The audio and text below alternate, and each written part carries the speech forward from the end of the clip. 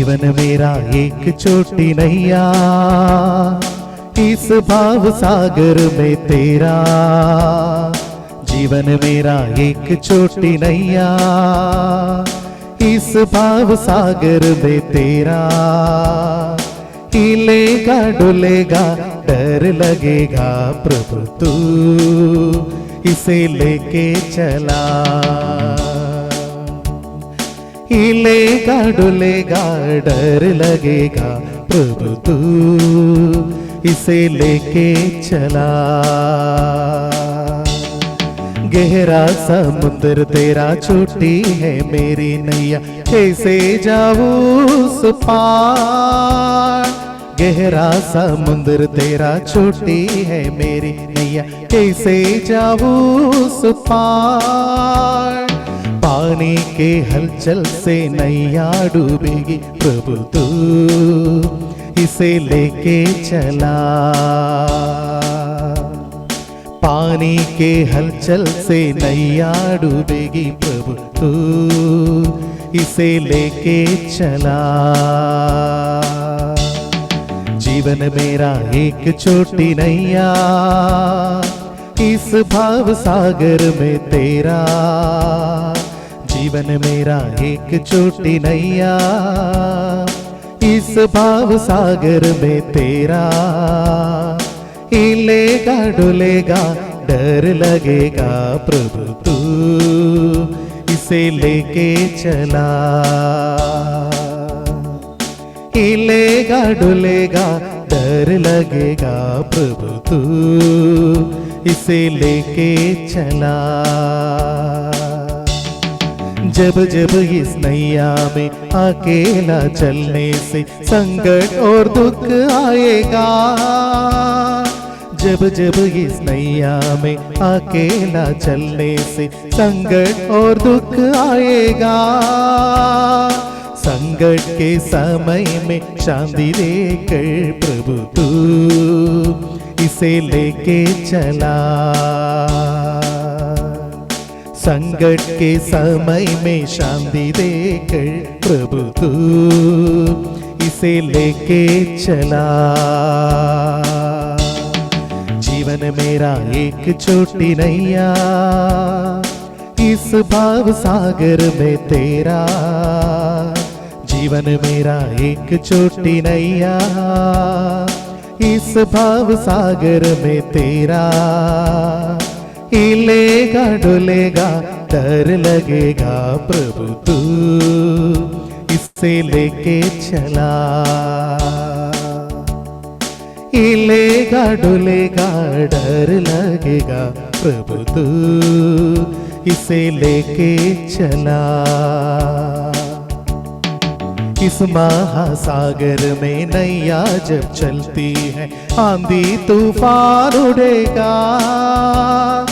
इस महासागर में नैया जब चलती है, आंधी तूफान उड़ेगा।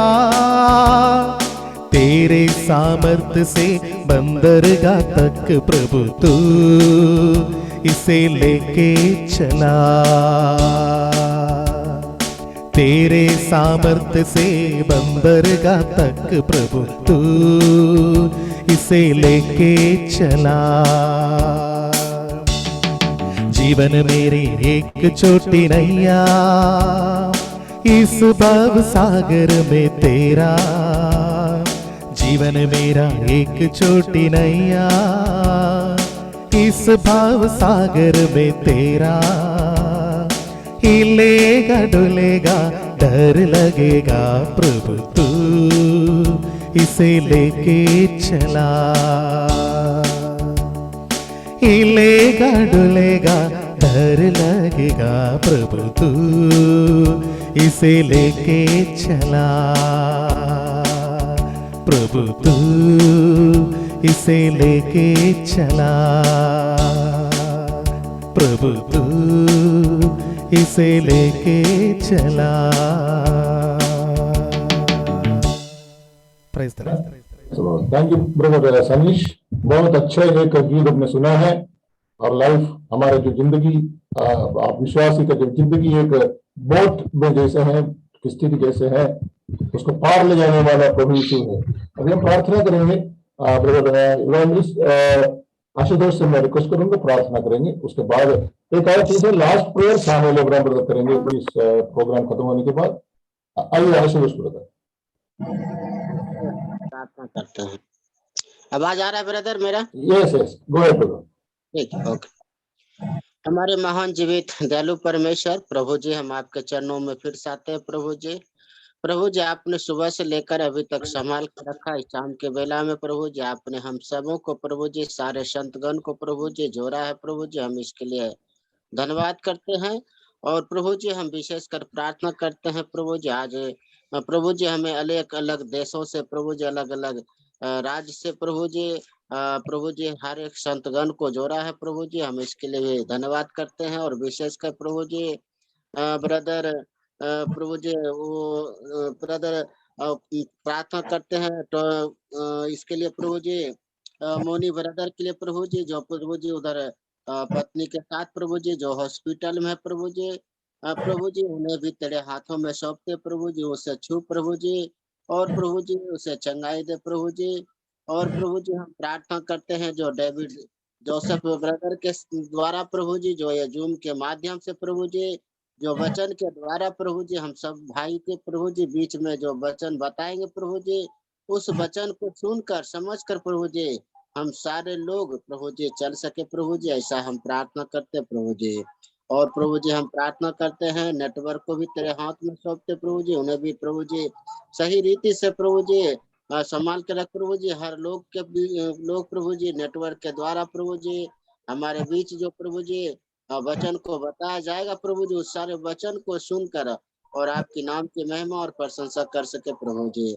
प्रभु जी एक बार फिर से प्रार्थना करते हैं प्रभु जी, हमारे जो इस जूम के माध्यम से प्रभु जी, जो प्रभु जी 60 लोग प्रभु जी जुड़े हुए प्रभु जी, सारे भाई बहन को प्रभु जी तेरे हाथों में सौंपते हैं। सबको संभाल कर रख प्रभु जी।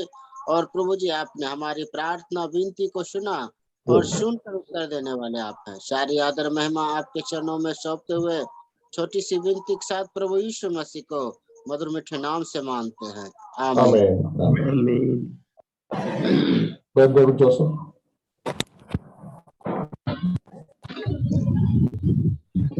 सभी प्रिय जनों को एक बार फिर प्रभु यीशु मसीह के मधुर पवित्र और सामर्थ्य नाम में हार्दिक नमस्कार।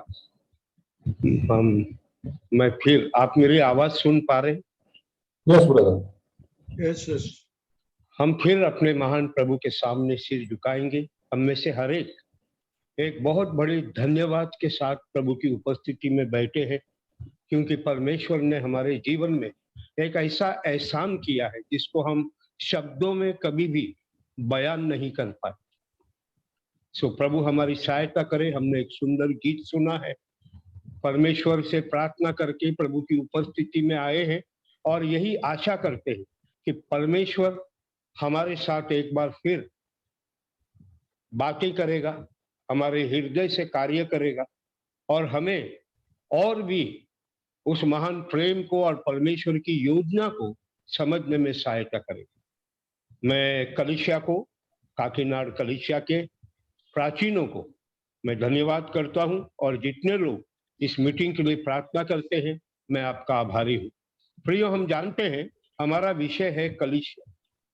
कलीसिया के ऊपर पिछले 2 हफ्ते में हमने कुछ ऐसी मूल बातों के बारे में विचार किया। हमने देखा कि कलीसिया क्या नहीं है और कलीसिया क्या है। हमने ये भी देखा कि पुराने नियम से लेकर कलीसिया को नहीं बनाया गया है।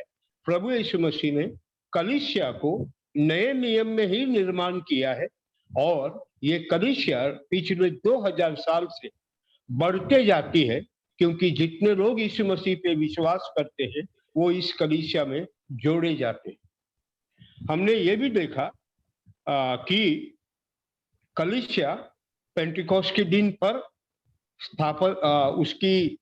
उसको स्थापित किया गया, और कैसे परमेश्वर कलीसिया के द्वारा अपनी महिमा कर रहा है। हमने ये भी देखा कैसे एक व्यक्ति कलीसिया का सदस्य बन सकता है, और प्रभु का धन्यवाद हो कि मनुष्य की इच्छा से नहीं, खून के रिश्ते से नहीं, केवल परमेश्वर के आत्मा से, केवल परमेश्वर से जन्म लेने वाला कलीसिया में जुड़ता है। इसके लिए हम प्रभु का लाख धन्यवाद करेंगे। आज हम एक और विषय के बारे में विचार करने वाले। ये विषय ये है कि परमेश्वर कलीसिया के द्वारा संसार में क्या करना चाहता है। What is the intention? What does God want to do through the church now, today, or for the last 2000 years? प्रभु कलीसिया में क्या करना चाहता है, उसकी इच्छा क्या है।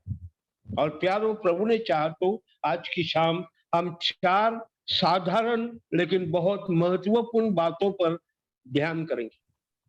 पहली बात हम देखेंगे जो हमें एफिसियों 3 अध्याय के 21 पद में मिलता है।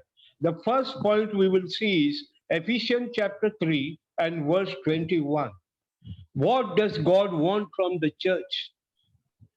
एफिशियंस 3:21, एफिसियों 3 का 21 में लिखा है, कलीसिया में और यीशु मसीह में उसकी महिमा पीढ़ी से पीढ़ी तक युगानुयुग होती रहे, आमीन। क्या चाहता है प्रभु? कलीसिया को संसार में रखा है। हम जानते हैं कलीसिया का संसार में कितना कठिन समय गुजर रहा है।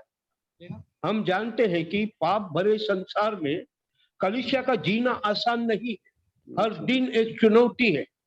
इस चुनौती के बीच में परमेश्वर ने अपनी आग की पुतली कलीसिया को क्यों रखा है? प्यारों, उसका एक कारण ये है, जैसे हमने पढ़ा, कि कलीसिया के द्वारा परमेश्वर की महिमा हो। ये महिमा के बारे में हम सब जानते हैं। हम 1-2 पदों को जरूर पढ़ेंगे। पहला पद जो हम पढ़ेंगे वो है यशाया 43 अध्याय का 7 पद। We will read Isaiah 43 and verse 7। और यहाँ पे लिखा है, हर एक को जो मेरा कहलाता है, जिसको मैंने अपनी महिमा के लिए सृजा, जिसको मैंने रचा और बनाया है। प्रभु कहता है हर एक को, जिसको मैंने बनाया है। ऐसा कोई इंसान है क्या जो परमेश्वर ने ना बनाया परंतु और किसी में बनाया होगा? नहीं है। Every human being has been created by God. और प्रभु कहता है मैंने इसको क्यों बनाया? मैंने इसको अपनी महिमा के लिए बनाया, ताकि वो मुझे समझे, मेरा एहसान समझे, मेरी महानता को समझे और अपना जीवन का मुख्य कार्य मेरी आराधना को करके वो संसार में जी। इस उद्देश्य से परमेश्वर ने मनुष्य को बनाया, ये हम सब जानते हैं। लेकिन जब हम रोमियो का 3 का 23 पढ़ते हैं, when we read Romans 3:23, they are very familiar verses for us. उसमें लिखा है, इसलिए कि सबने पाप किया और परमेश्वर की महिमा से रहित हो गए। All have sinned and fallen short of the glory of God.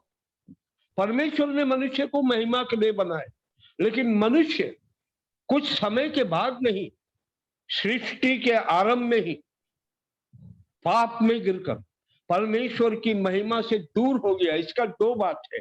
एक, वो परमेश्वर की महिमा को देख नहीं पाया, परमेश्वर की महिमा में जी नहीं पाया और अपने जीवन से परमेश्वर की महिमा कर नहीं पाया। वो परमेश्वर के मन को कितना कष्ट हुआ होगा इस भयानक सच्चाई से। जिस मनुष्य को अपने स्वरूप में बनाया, जिस मनुष्य को अपने महिमा के लिए बनाया, वो कुछ ही दिनों के बाद वो मनुष्य पाप में गिरने के कारण परमेश्वर की महिमा से दूर हो गया।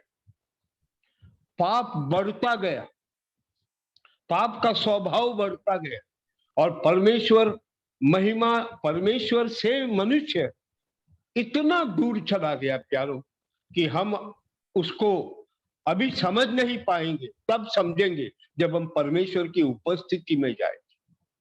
अब उस खोई हुई महिमा, मानव जाति करोड़ों की संख्या में है, लेकिन परमेश्वर की महिमा नहीं कर रहा। मनुष्य भटक गया है। मनुष्य महिमा समझकर परमेश्वर का अपमान करता है। ऐसी परिस्थिति में परमेश्वर ने कलीसिया को न केवल निर्माण किया, लेकिन कलीसिया को ये संसार में रखा हुआ है। और परमेश्वर ने संसार में क्यों रखा है? आज परमेश्वर को अगर अपनी महिमा देखना है तो एक ही जगह पे मिलेगी। वो कहाँ है? कलीसिया में। वो कलीसिया बड़ी हो छोटी हो, उसमें बहुत ज्यादा लोग हो थोड़े लोग हो, शिक्षित लोग हो अशिक्षित लोग हो, प्यारों, परमेश्वर ने कलीसिया को अपनी महिमा के लिए रखा है। एक और पद पढ़ेंगे, ये भी बहुत परिचित पद है। Will read one more words, very very familiar words. 1 Peter chapter 2 and verse 9। पहला पत्रस 2 अध्याय और उसका 9 पद।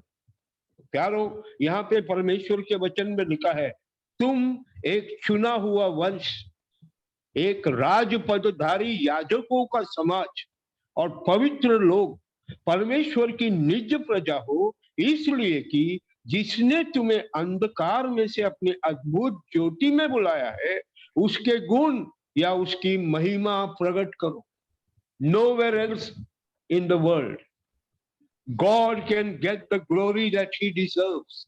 परमेश्वर को जो महिमा मिलनी चाहिए और कहीं नहीं मिली। प्रभु हमारी सहायता करे। ये एक बड़ी सच्चाई है। क्यों परमेश्वर ने कलीसिया को इस पृथ्वी पर सारी विपरीत परिस्थिति में फिर भी बना के रखा है? उसका एक कारण है, महिमा का परमेश्वर को महिमा मिले और वो महिमा केवल कलीसिया में ही मिले। बहुत सुंदर बात है। अब हमें एक सच्चाई का सामना करना चाहिए। और सामना क्या है? हमारी कलीसिया से परमेश्वर को महिमा मिलती है क्या? Is the Lord getting the glory and the honor that he deserves from our church? पूरे विश्व रूपी कलीसिया से परमेश्वर महिमा चाहता है। वो और कुछ नहीं चाहता है, हम उसको कुछ दे भी नहीं सकते। परमेश्वर केवल महिमा चाहता है। हमारी कलीसिया में हर बात में हर समय क्या परमेश्वर को महिमा मिलती है? जब मैं कलीसिया में जाता हूं और जब मैं कलीसिया में जाने से पहले अपना जीवन अपने परिवार में या समाज में बिताता हूं, मेरा जीवन परमेश्वर की महिमा के योग्य होता है क्या? प्यारों, व्यक्तिगत रूप से अगर हम देखें, हमारे परिवार से, क्योंकि हम कलीसिया से जुड़े हैं, क्योंकि हम परमेश्वर के संतान हैं, हमारे पारिवारिक जीवन में परमेश्वर की महिमा होती है क्या? जब हम कलीसिया में एक साथ में बैठते हैं, सोचिए एक कलीसिया जो प्रभु यीशु मसीह के नाम से इकट्ठा होती है, परमेश्वर पिता के उपस्थिति में आती है, और कलीसिया में कुछ लोगों का आपस में मनमुटा है, मतभेद है, एक दूसरे से बात नहीं करना चाहते हैं, एक दूसरे के बारे में अच्छा सोच नहीं सकते हैं। ऐसी कलीसिया में परमेश्वर की महिमा होगी क्या? अगर कलीसिया के सदस्यों में से कुछ लोग पाप में पड़े हुए हैं, पाप का जीवन बिताते हैं, दुगना जीवन बिताते हैं, ऐसे लोगों से परमेश्वर की महिमा होगी क्या? ओ मेरे प्यारों, आज शाम के समय हम प्रभु का धन्यवाद करते हैं कि प्रभु ने कलीसिया को उठाया नहीं है अभी तक। इसीलिए हम में से कुछ लोगों को सच्चाई जानने का मौका मिला, हम कलीसिया के सदस्य बन गए। अब सवाल ये है, हमारा इकट्ठा होना, हमारा अस्तित्व में रहना हमारे महान परमेश्वर की महिमा का कारण है? It is a good thing to consider. If our church is bringing to God the honor and the glory that he rightly deserves, is our gathering a sweet smelling savor unto the Lord? हमारा इकट्ठा होना परमेश्वर को एक सुगंधाई द्रव्य के समान भाता है क्या? प्यारों, प्रभु का धन्यवाद हो Let us thank God. There are thousands of churches in the world today. हजारों कलीसियाएं हैं और कहीं कलीसियाओं में जब परमेश्वर उनको देखता है तो परमेश्वर का मन आनंद से प्रफुल्लित हो जाता है। परमेश्वर खुश हो जाता है कि मैंने इनसे प्रेम करके अपना बेटा भेज दिया और आज ये जीते हैं केवल मेरे लिए, ये मेरी महिमा के लिए जीते हैं, मेरी महिमा के बीच में कुछ चीज आने नहीं देते हैं।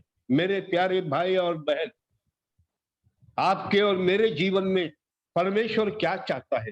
हमारे जीवन में परमेश्वर क्या चाहता है? सोना चांदी पैसा जमीन नहीं चाहिए उसको, क्योंकि दुनिया में ऐसा कुछ नहीं है जो उसका नहीं है, सब उसका है। वो हमको थोड़ा देता है, हम उसी के बदौलत जीते हैं। हम उसको कुछ नहीं दे सकते हैं, हाँ उसको महिमा दे सकते हैं, उसको आदर दे सकते हैं। उसने हमारे लिए अपने जान दे दिया। हम संसारिक और शारीरिक अभिलाषाओं को त्याग कर अपने परमेश्वर की महिमा कर सकते हैं।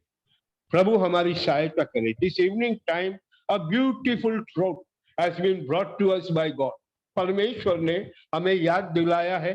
परमेश्वर का आत्मा हम में से हर एक को एक बार फिर कहता है, बच्चों मैं तुमसे कुछ नहीं चाहता हूं, मैं केवल तुम्हारे द्वारा अपनी महिमा चाहता हूं। और वो महिमा प्रभु को देने में प्रभु हम सबकी सहायता करें। आइए हम दूसरे कारण को देखते हैं। Shall we turn to the second reason why God has kept the church on this earth? प्रभु ने संसार में कलीसिया को क्यों रखा है? प्यारों, एक सुंदर सच्चाई उसी एफिसियों 3 अध्याय में, in the same chapter of Ephesians chapter 3, we'll read verse 10. हम 10वां पद को पढ़े, chapter 3 verse 10, और यहां पे ऐसा लिखा है, ताकि अब कलीसिया के द्वारा परमेश्वर का नाना प्रकार का ज्ञान उन प्रधानों और अधिकारियों पर जो स्वर्गीय स्थानों में है प्रकट किया जाए। कितनी सुंदर बात यहां पे हम पढ़ते हैं। Ephesians chapter 3 and verse 10, it is written, to the intent that now unto the principalities and powers in heavenly places might be known by the church the manifold wisdom of God. क्यों रखा है प्रभु ने कलीसिया को ये संसार में? ताकि परमेश्वर की बुद्धि और ज्ञान कलीसिया के द्वारा प्रधानताओं को पता चले। Not only to the people of this world, संसार के लोग अगर परमेश्वर के ज्ञान को समझना चाहे तो वे समझ सकते हैं। कहां से? कलीसिया को देख। प्यारों, बहुत ही एक सुंदर बात यहां पे लिखा गया। परमेश्वर ने सृष्टि के द्वारा अपने आप को कुछ हद तक प्रकट किया। God has revealed through the creation about himself. God has revealed through his son about himself. परमेश्वर ने अपने पुत्र के द्वारा अपने आप को, अपनी बुद्धि को, अपने ज्ञान को प्रकट किया है, अपने पवित्रता को प्रकट किया है। परंतु आज प्रभु कलीसिया के द्वारा खास करके प्रधानताओं को, principalities and power in heavenly places can understand the wisdom of God by looking at the church. कलीसिया को देखकर ये जो स्वर्गीय स्थानों में जो शक्तियां हैं, प्रधानताएं हैं, वो परमेश्वर की बुद्धि के बारे में अच्छी तरह से समझ सकते हैं। जब कलीसिया को ये अनदेखी शक्तियां जब देखती है, क्या समझ सकते हैं? What can they learn by looking at the church? प्यारों, मृत्यु और बंधन से छुटकारा पाने का परमेश्वर का अनोखा तरीका को कलीसिया को देख के ही समझ सकते हैं। परमेश्वर ने कैसे अद्भुत रीति से असंभव को संभव बना दिया। कैसे आत्मा में मरा हुआ व्यक्ति, सोचिए एक व्यक्ति अगर 30 साल की उम्र में प्रभु के पास आता है तो इसका मतलब वो 30 साल से मरा हुआ है। Imagine a person who comes to the Lord at the age of 30. He is a man who has been dead for 30 years, dead in sin, dead in iniquities, पाप और अधर्म में मरा हुआ है। प्यारो, क्या ऐसे व्यक्ति को जीवित करना संभव है? हाँ, परमेश्वर के लिए है। कैसे किया? अपने पुत्र प्रभु यीशु मसीह में की। प्रभु यीशु मसीह परमेश्वर का बुद्धि का मूल है। The Lord Jesus is the source of all wisdom, and it is through the Lord Jesus the Father has achieved this great miracle all over the world. हम प्रभु का धन्यवाद करें। क्या समझते हैं वो समझते हैं कि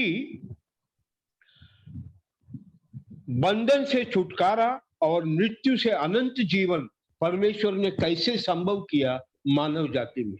वे इसको अगर हमको थोड़ा और समझना है, कृपा करके मेरे साथ लूका रचित सुसमाचार 15 अध्याय उसके 7 पद में आइए। Please come with me to look chapter 15 and verse 7। यहाँ पे ऐसा लिखा है, मैं तुमसे कहता हूं इसी रीति से एक मन फिराने वाले पापी के विषय में भी स्वर्ग में इतना ही आनंद होगा जितना कि 99 ऐसे धर्मियों के विषय में नहीं होता जिन्हें मन फिराने की आवश्यकता नहीं। यहाँ पे प्रभु का वचन क्या कहता है? दैट एक आदमी का मन फिराने से स्वर्ग में, स्वर्ग की प्राणी, स्वर्गीय जीवित जो सेनाएं हैं, वो स्वर्गदूत है, वे परमेश्वर की अद्भुत कार्य को देखकर प्रभु की तारीफ, प्रशंसा और आनंद करते। What a wonderful way of God to reveal His wisdom, not only in this world, but even in the unseen world, in the heavenly places. प्यारो, हम जब प्रधानताओं के बारे में पढ़ते हैं, when we read about principalities and powers, हम परमेश्वर से जुड़े हुए वो अच्छी प्रधानताओं के बारे में भी हम पढ़ते हैं। We read about principalities and powers which are connected to God. The good power, the good principalities.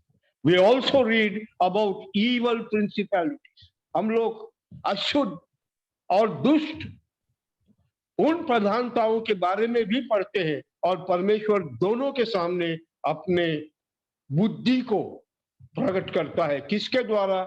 कलीसिया के द्वारा। So every time that we are faithful unto the Lord, हर बार जब हम प्रभु के प्रति विश्वास योग्य है, परमेश्वर का वचन का पालन करते हैं, परमेश्वर की इच्छा अनुसार जीते हैं, प्रधानताओं के सामने परमेश्वर ने जो मेल मिलाप का काम किया है, इससे भी ये प्रधानताएं परमेश्वर के अद्भुत बुद्धि को समझ पा रहे हैं। The work of reconciliation which God has achieved through the sacrifice of the Lord Jesus, through the resurrection of the Lord Jesus, परमेश्वर ने जो अपने पुत्र प्रभु यीशु मसीह में उसके बलिदान और पुनरुत्थान में जो मेल मिलाप का काम किया है, 2 प्रकार का मेल मिलाप हुआ। वो क्या है? एक पापी मनुष्य धर्मी परमेश्वर के साथ मेल मिलाप हुआ। One is the reconciliation between the perfectly holy God and the totally depraved and sinful man. लेकिन मसीह में परमेश्वर ने वो मेल मिलाप किया, उतना ही नहीं, not only that itself is great. Now when we come to the church, there are different people from different backgrounds. हम लोग अलग अलग प्रकार के लोग, अलग अलग पृष्ठभूमि से है। हमारा सोचना, हमारा विश्वास बिल्कुल अलग था। हम अपने अपने स्वभाव के लोग, कलीसिया को छोड़ के हमारा कभी भी हम एक नहीं हो सकते थे। We could have never been united in our mind, our heart, our hope, our future without coming to Christ, without being a part of the church. कलीसिया में आने के बगैर हम कभी भी एक नहीं हो सकते। लेकिन परमेश्वर का धन्यवाद, हर दीवार को परमेश्वर ने अपने बेटे के द्वारा नाश कर दी, हर अलगाव को तोड़ दी। और आज अलग अलग प्रकार के लोग सब जब प्रभु की उपस्थिति में आते हैं, कलीसिया बन के इकट्ठा होते हैं, परमेश्वर के बच्चों को जब ये प्रधानताएं देखती है तो वे आश्चर्यचकित हो जाते। The heavens are shocked. The principalities are impressed by the great wisdom of God in reconciling man with man, which otherwise is totally impossible. प्यारो, आज हम अगर दुनिया में देखें, इतना नफरत है, इतना एक दूसरे के विरुद्ध भावना है। आज पड़ोसी का पड़ोसी के साथ में चलता नहीं, पड़ोसी को छोड़ो, रिश्तेदारों में आज बहुत तकलीफ है। आज कितने लोग जेल में पड़े हैं जिन्होंने अपने ही परिवार के लोग का हत्या कर दी। Oh, the world is in such a situation we cannot imagine. But when we look at the church, when the principalities look at the church, they are so full of praise unto God, because God has reconciled man to himself and man with man. आदन के बगीचा में जब पाप हुआ, तुरंत उसका असर क्या हुआ? The moment there came sin in man, the same Adam who said that she is from my flesh and my bones, she is mine, वही आदम जिसने कहा था कि ये मेरी है, मेरे हाड़ और मांस में से निकली हुई है, वही पाप होने के बाद तुरंत कहता है, ये औरत जो आपने बनाया उसने मुझे दिया और मैंने खाया। वो सारी अलगाव की बातों को परमेश्वर ने खत्म कर दिया। So let us remember that the church is God's display of his wisdom and every attribute that is in God. परमेश्वर की जो कुछ भी स्वभाव है, गुण है, वो सब कलीसिया के द्वारा परमेश्वर संसार में भी और प्रधानताओं के बीच में भी प्रकट करता है। परमेश्वर ने इसलिए कलीसिया को संसार में रखा। Oh, what a wonderful thing! Can you imagine what is the importance and value of your life? अपने जीवन को कलीसिया में होने के कारण आप अपना मूल समझ रहे हैं क्या? आप क्या है, कौन है, कैसे है? प्रभु का धन्यवाद, स्तुति और प्रशंसा हो। प्यारो, आइए एक और बात को देखते हैं। Shall we see the third thing tonight? एक और बात को देखते हैं। फिर एक बहुत ही जाना माना पद है, पहला तिमोथी 3 अध्याय उसका 15 पद। First Timothy chapter 3 verse 15। यहां पौलुस लिखता है कि यदि मेरे आने में देर हो तो तू जान ले कि परमेश्वर का घर जो जीवते परमेश्वर की कलीसिया है और जो सत्य का खंबा और नेम है, उसमें कैसा बर्ताव करना चाहिए। प्रेरित पौलुस तिमोथी को लिखते समय वो ये बात को कहता है कि कलीसिया क्या है, क्यों परमेश्वर ने कलीसिया को संसार में रखा है? क्योंकि केवल कलीसिया सत्य का नेम और खंबा है। Why has the Lord kept the church in this earth? Because only the church is the pillar and ground of truth. No other way, no other place, no other source, और कोई जगह नहीं है, स्रोत नहीं है जहां पे परमेश्वर के सत्य को किसी तरह लोग पहचान पाए या प्राप्त कर पाए। क्यों रखा है कलीसिया को?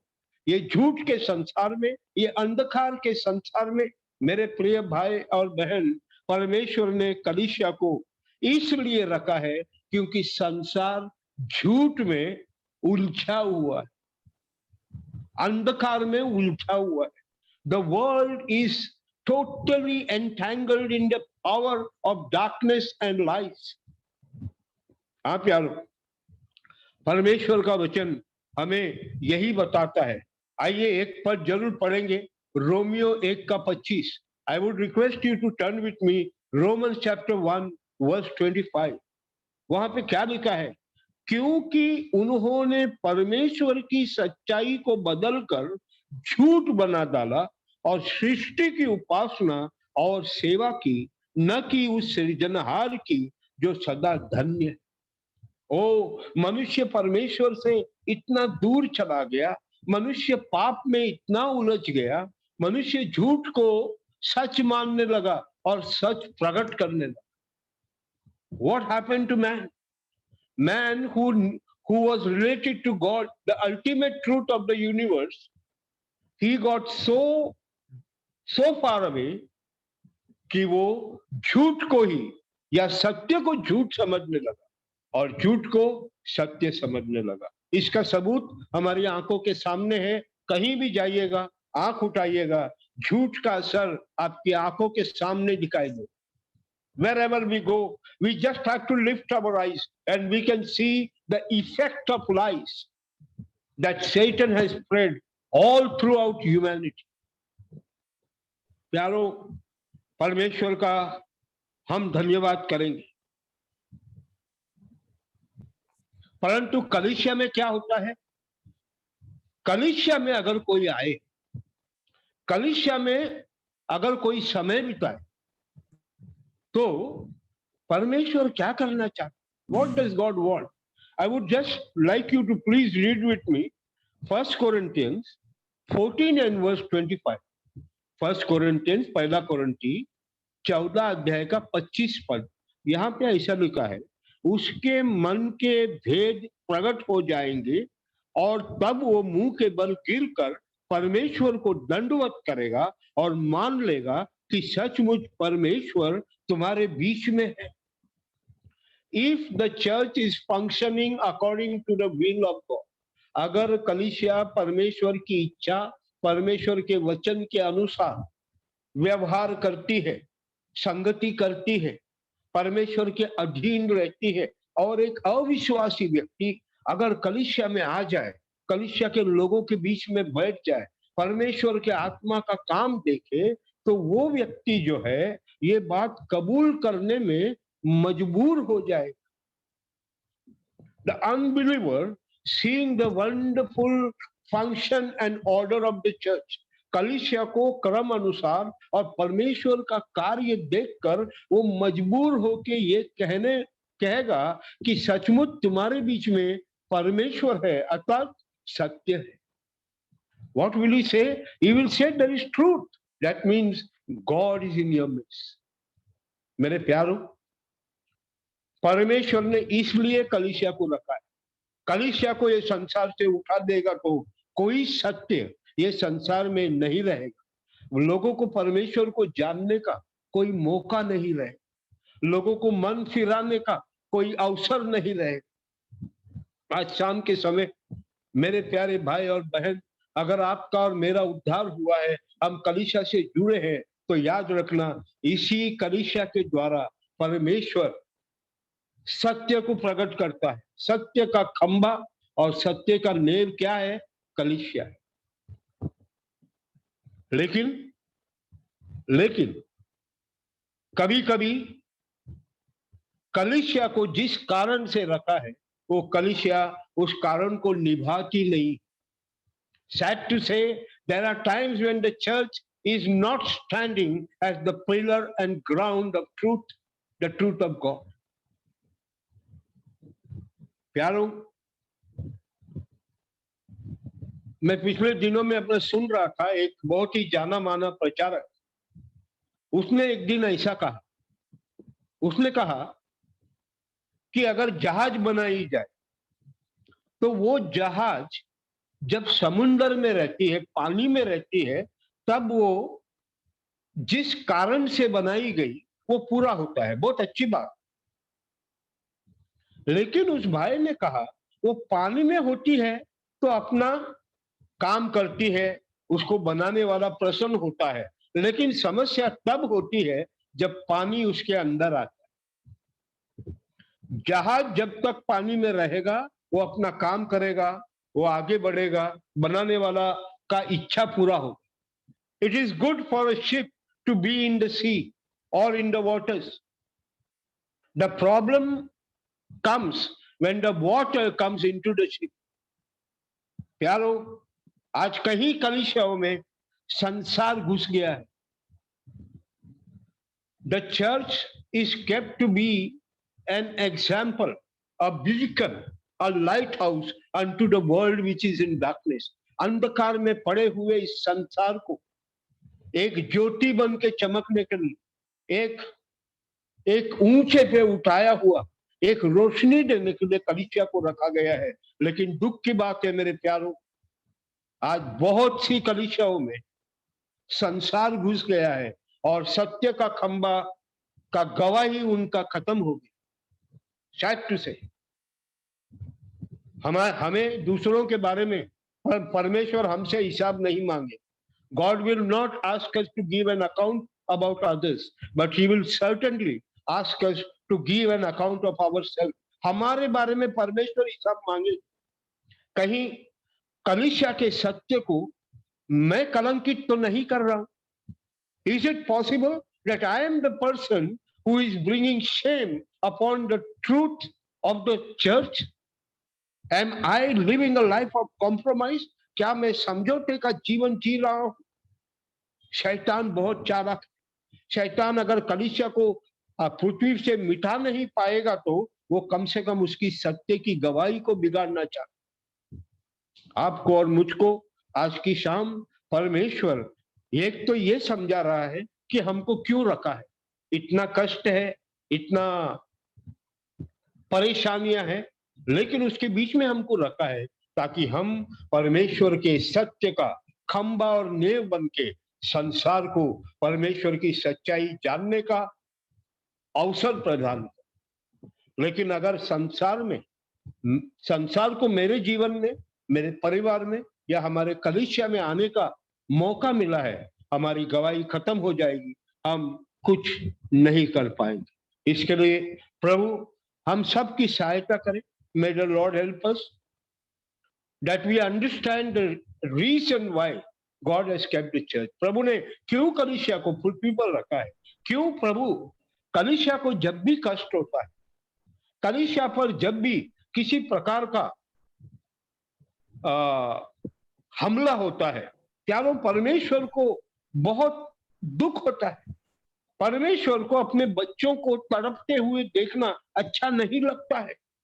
लेकिन कभी कभी परमेश्वर को ऐसा होते हुए देखना पड़ता है और वो बीच में नहीं आता है. क्यों? क्योंकि कलीसिया ने अपने कर्तव्यों को भूल गया है और संसार के लिए सत्य का खंबा न बनकर खुद ही संसार में उलझ गया है.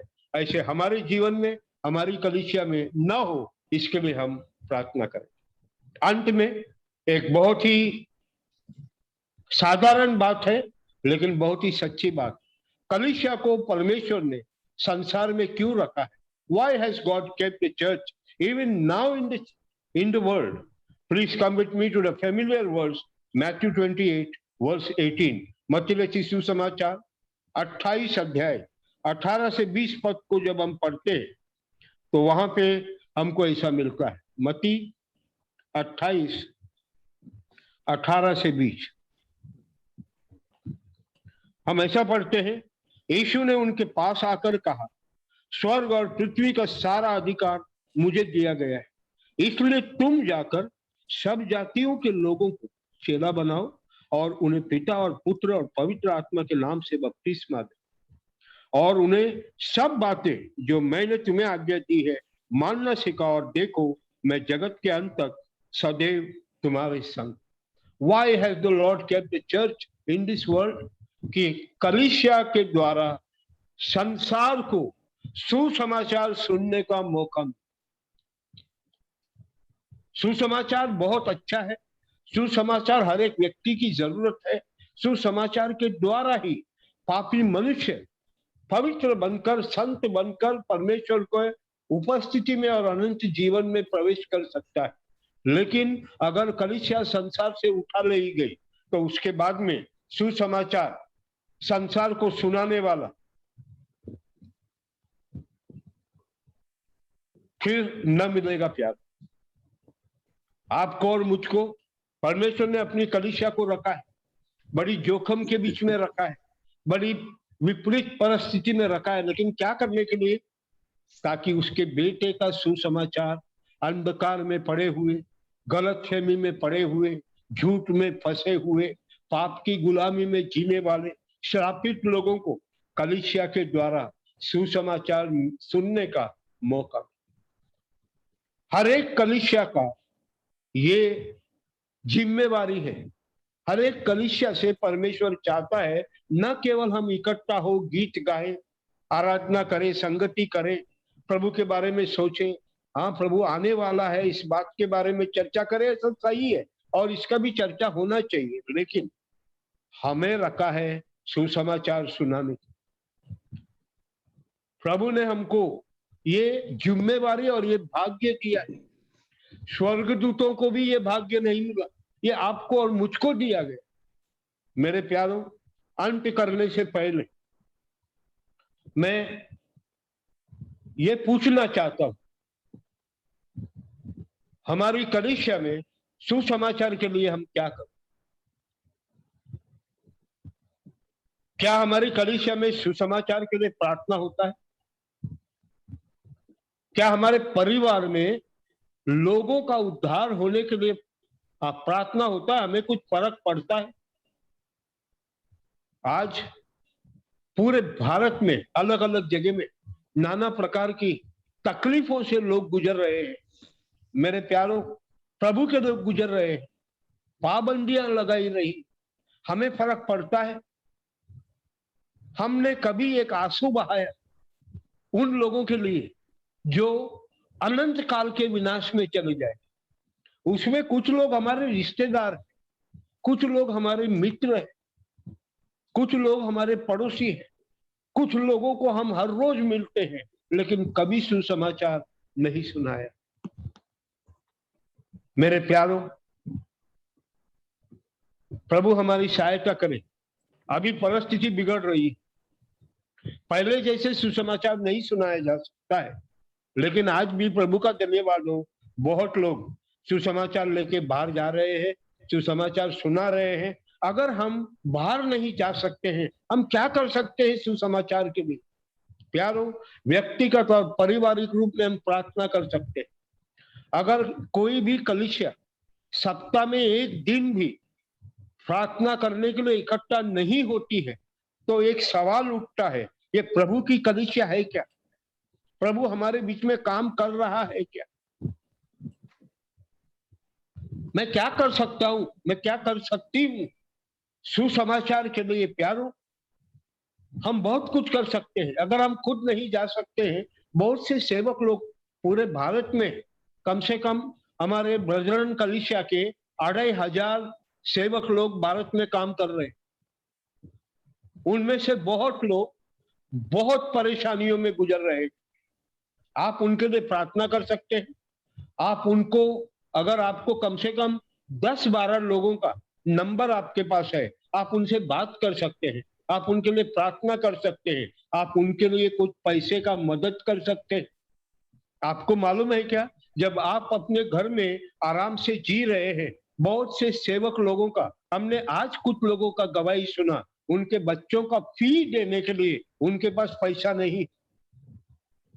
हम में से कुछ लोग कभी कभी अपने बच्चों के लिए 2-3 हजार का चीज ऐसे ही खरीद के उनको दे देते हैं। आप खरीदिए, लेकिन याद रखना, प्रभु की सेवा करने वालों के कुछ बच्चे भूखे सोते हैं, कपड़ा पहनने के लिए ठीक नहीं है।